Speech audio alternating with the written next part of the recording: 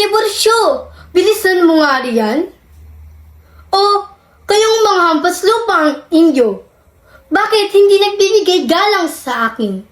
Hindi niyo ba ako nakikilala? Bueno, ako, si Doña Victorina de los Reyes de Espadaña. Ako ay isang mayaman, matalino, at magandang babae na may dugong Kastila. Pagmasdan ang koloretes sa aking mukha, ang kulay at kulot sa aking buhok, at ang magagara at mahabang kasuotan na tila para lamang sa isang mestiza. Bata pa lamang ako, marami na nililigaw at namamangha sa aking kagandahan. Ngunit, tinaboy ko sila. Kasi naman, ba't ako magpapakasal?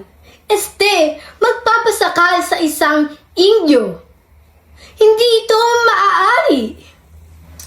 Bata pa lamang ako, alam ko nang sa Espanyol ako magpapakasal. Heto ang aking dream boy, si Don Tiburcio de Espadaña.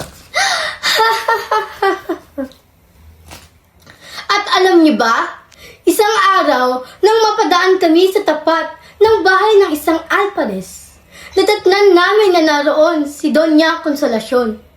Abay, bigla namang sumimangot at dumura sa harapan ko. Napakawalang modo!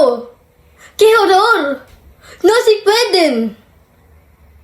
Kaya, kanino kayo kakampi? Sa akin? O kay Consolacion? Ano? Sa kanya kayo kakampi?